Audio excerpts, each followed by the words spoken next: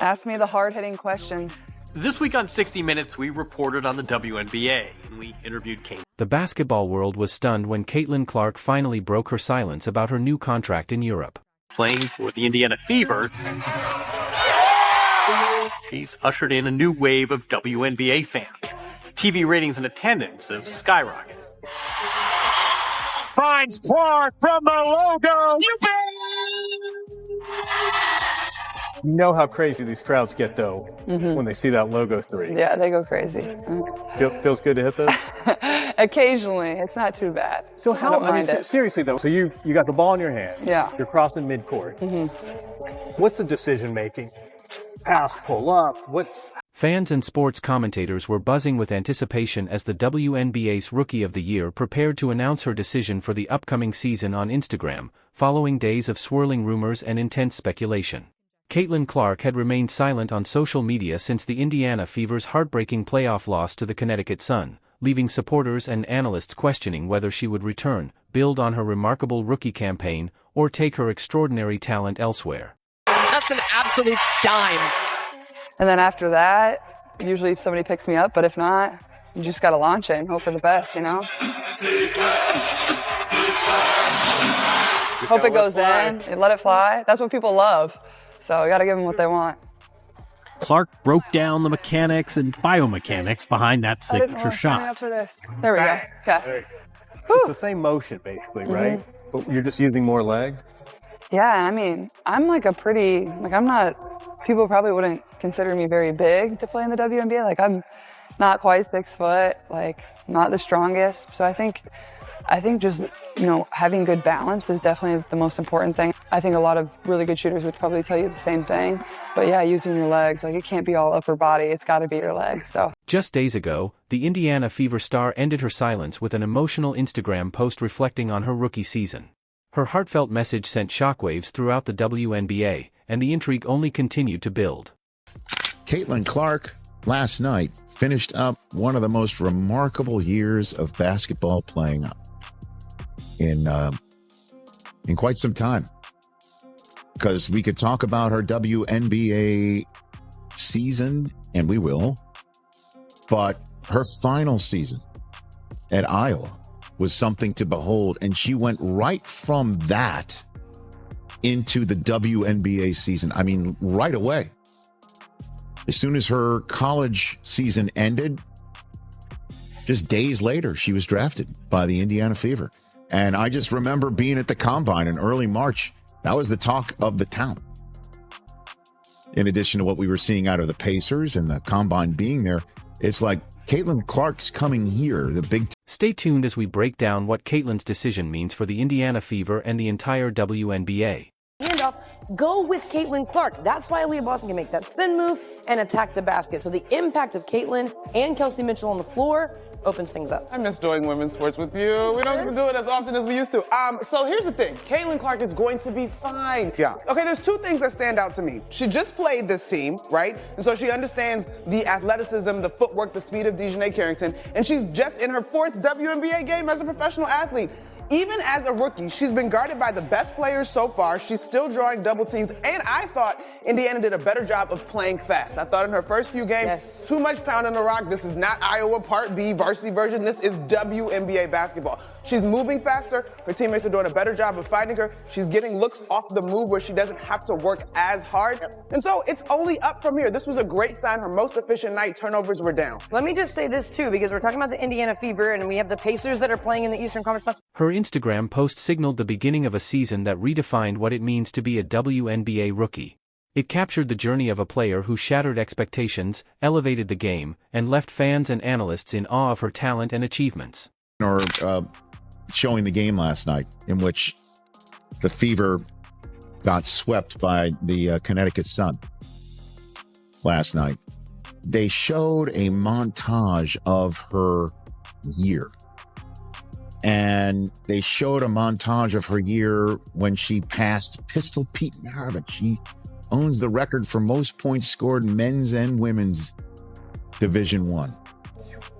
And she set every record you possibly can set for Iowa, for women's basketball. Reflecting on the past year, she said she was overwhelmed with gratitude.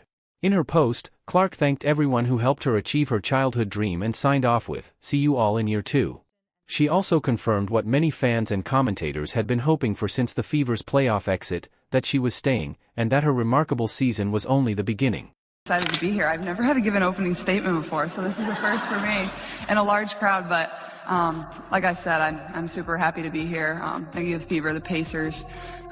This is a dream come true. Like, these are the moments you dream of.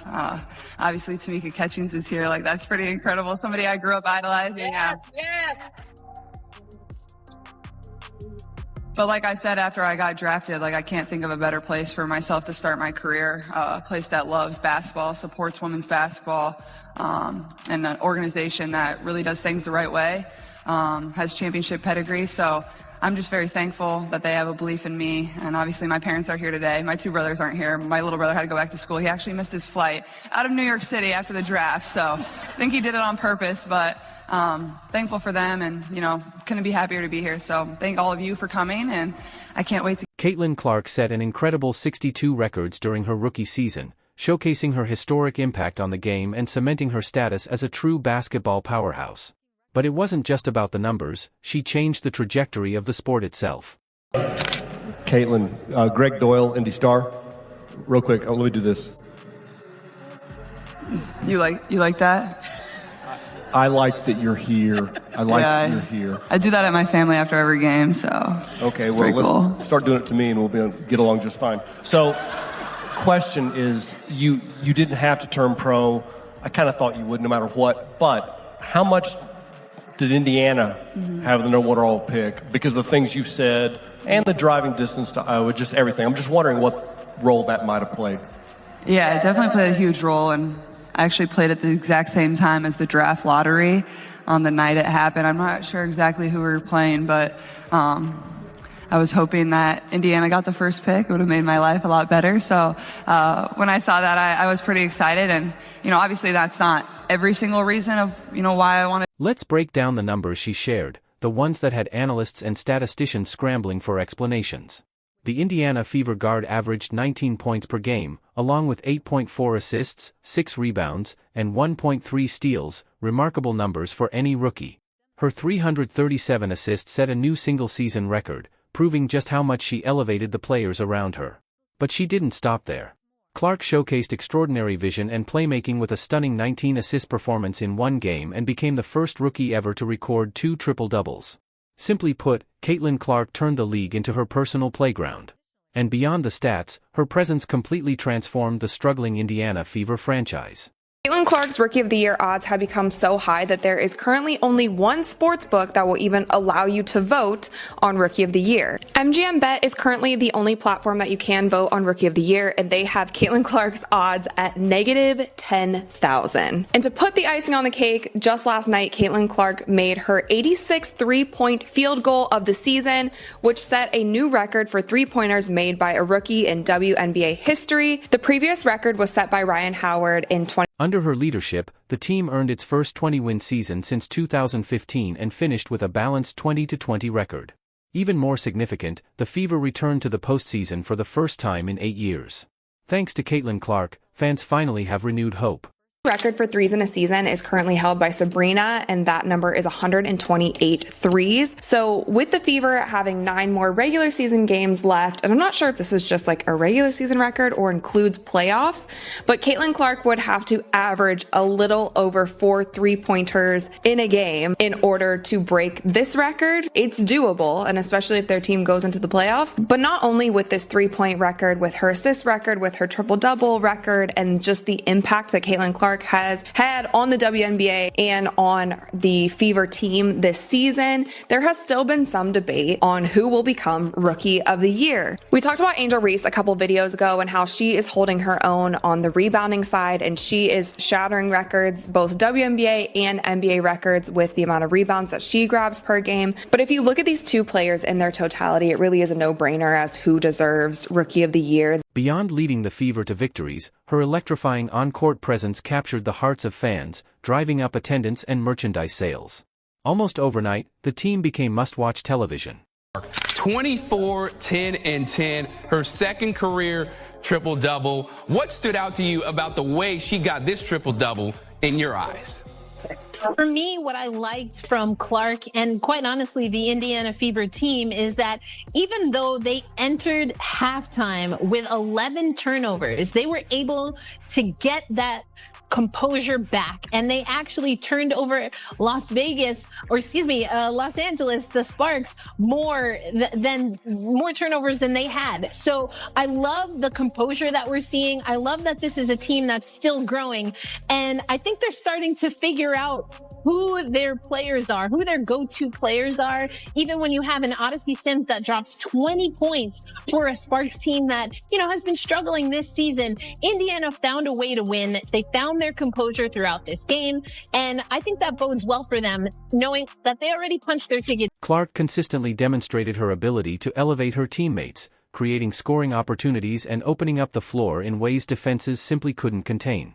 I was listening to the broadcast. You heard that this backcourt has been the hottest thing in the WNBA since the Olympic break. And I do think that time together with this crew, that trio, as you mentioned, has been critical. We heard so many veterans, retired players, active players say that Caitlin Clark and likely the Indiana Fever were gonna need time. It wasn't gonna be instantaneous like your, instant coffee that you drink in the morning. No, we want this to be a nice Cuban coffee with a nice punch in there. And I think that's what we're seeing. It's not that this is not a talented team. You've got two back-to-back number. The awards came as quickly as the records fell, with Clark nearly unanimously named WNBA Rookie of the Year. Her dominance on the court was further highlighted when she received more All-Star votes than any other player.